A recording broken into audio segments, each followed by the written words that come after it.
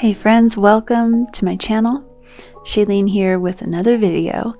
Today I'm going to be walking you through my process of painting a zinnia arrangement, and I'm also going to give you some pointers as to using a desktop table easel as a watercolor painter. So I'd imagine most watercolorists wouldn't want to paint this way. If your style is more watery and loose, this is going to be kind of tricky because water obviously drips. Unlike oils or acrylics or pastels, they'll stay in place.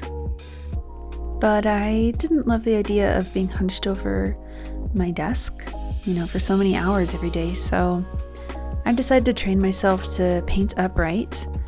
Luckily, my style of painting is not super watery. I have pretty good, water control as I paint.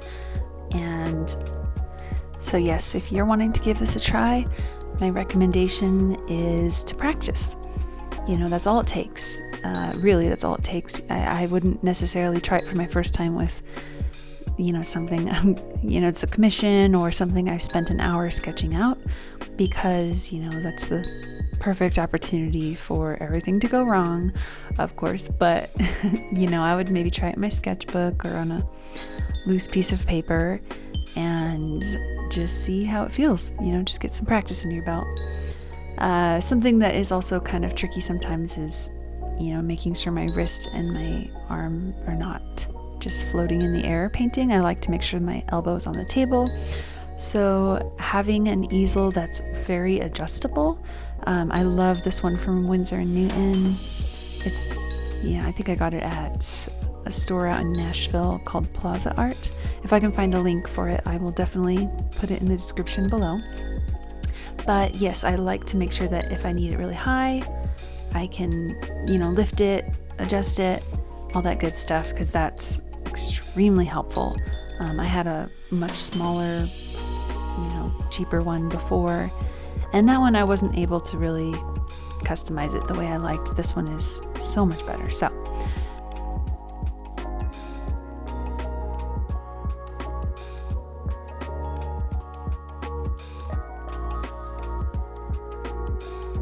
for this zinnia, this is the center of this arrangement, so I really want to spend a lot of time right here. I use alizarin crimson for my main color here, and that's my favorite color for anything I paint that's pink. And I probably spent about an hour painting this center flower. I used a method for the petals. I used one brush to drop color and then another damp clean brush to smooth out those lines, and I just kind of went around and around and around. For a lot of those petals that you're seeing, I probably did 3-4 layers of color. It really takes a while to build contrast, strong contrast with watercolors, to get some of those deep colors, especially down in those petal crevices. I have to go over them, probably 5 times or so, to really get the depth of color that I want. And I feel like that depth of color, that contrast, that really strong contrast, is what makes watercolors. That's one thing that I feel like can take your paintings to the next level, is to really take the time, keep going back, keep layering those colors, and make sure you're getting that really strong depth of color, that the dark color value. Contrast is so important. So yes, patience, that's the name of the game here. Watercolor often dries much lighter than you expect. In fact, it's pretty common that I'll paint something and then feel really good about it and feel like, oh, I got that part done. And then I'll look back at it, 3-4 minutes later, and I'm just like, wait, where did it go? Because it dries so light. It just absorbs right into the paper, I guess. So yep, we have to take our time if we really want to get those details in, the strong contrast in. You gotta layer it. Even with the high quality stuff. Some people will say that I shouldn't have to do that. I remember one time I met somebody who, when I told her that I painted in layers, she was like, oh, you're using bad quality paints. I'm like, well, using Winsor Newton Professional series. I think that that's just how watercolor is. If you want to get really dark colors, you have to paint it many times.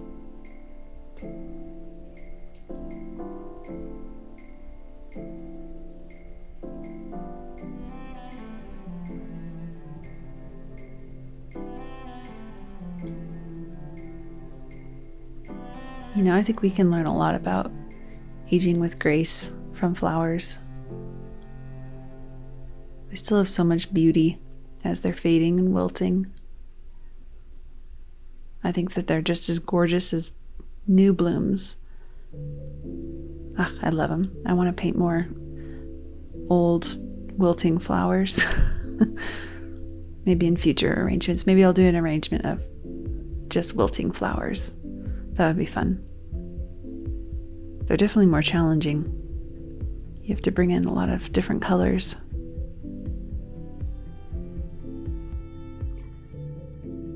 So as I was painting this leaf, I started feeling one of my dogs, Osita, start pawing at my knee. So I grabbed my camera off the tripod to say hello, and then here's what happened. Sad.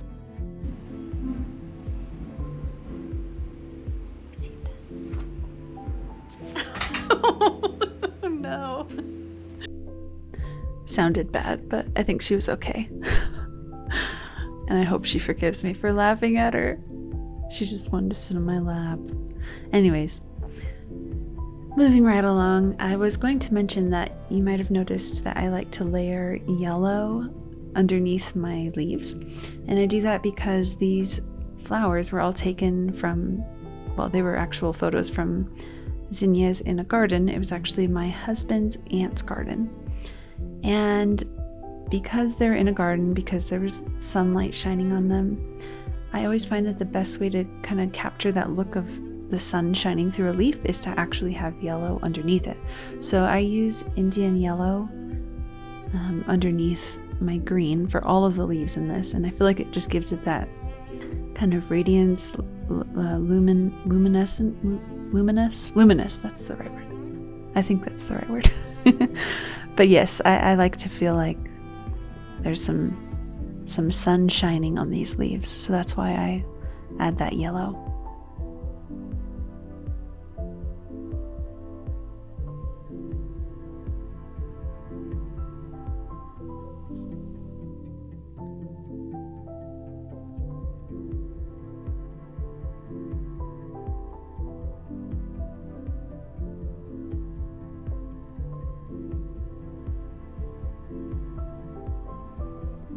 So obviously I cut out a little bit of, the time for drying and stuff like that because I didn't want to make this a 10-hour YouTube video. But as I dropped these, these darker spots on the stamen of these flowers, I do not drop it while the paint underneath is still wet.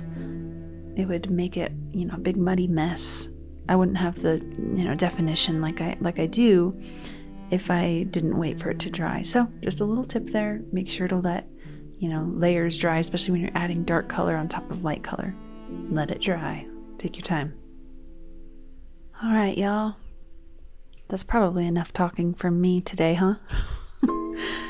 I think I'll just let this video play out, and I'll do some time lapse and some real time, and hope you just enjoy watching some of my techniques and my approach.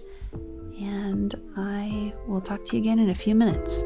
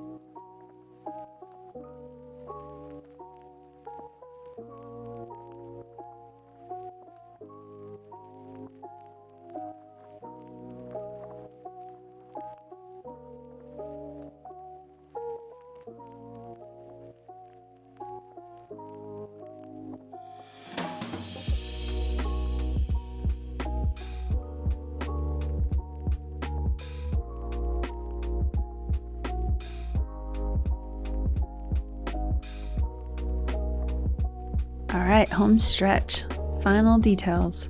Once I completely finish it, I let it dry, then I erase any pencil markings that are still visible through the paint. I remove the masking tape and sign my name because it's my art, so I always sign my name. Artists, sign your art, okay? And there you go, finished product. I'm actually really happy with how this one turned out. I thought that the details were so fun. I love that some of these flowers are starting to fade. Just full of so much dimension in life. So thank you so much for watching. If you're new here, please consider liking and subscribing, and I will see you next time for another video. Thanks so much. Bye.